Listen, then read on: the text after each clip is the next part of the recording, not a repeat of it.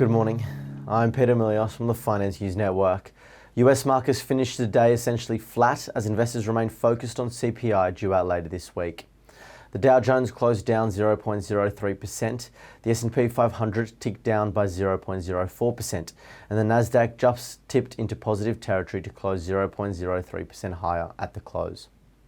Treasury yields rose as traders remain wary of a surprise CPI print on Wednesday. The 10-year Treasury note rose 4 basis points to 4.42%. March CPI due on Wednesday is seen as a key piece of news that will determine whether and when the Fed will begin to lower rates.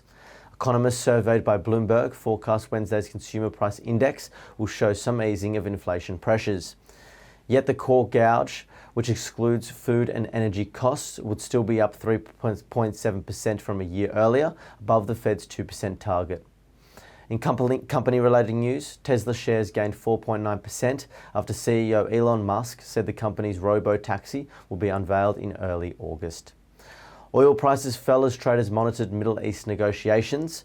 A Hamas official said no progress has been made on Gaza ceasefire talks in Cairo, while the Israeli Prime Minister said a date was set for an invasion of Rafah, the enclave's last refuge for displaced Palestinians. The global supply of public equity is shrinking at its fastest pace in 25 years, with JP Morgan analysts attributing this decline to economic and geopolitical uncertainties. Despite favourable market conditions, companies are opting for extensive stock buybacks instead of issuing new shares, reflecting a persistent lack of executive confidence. Turning to US sectors, real estate was the best performer overnight, energy was the worst. In crypto-related news, Bitcoin and other cryptocurrencies surged on Monday, with Bitcoin nearing $72,000, garnering attention ahead of its upcoming halving event, where the issuance of new tokens is halved every 4 years, historically resulting in price increases.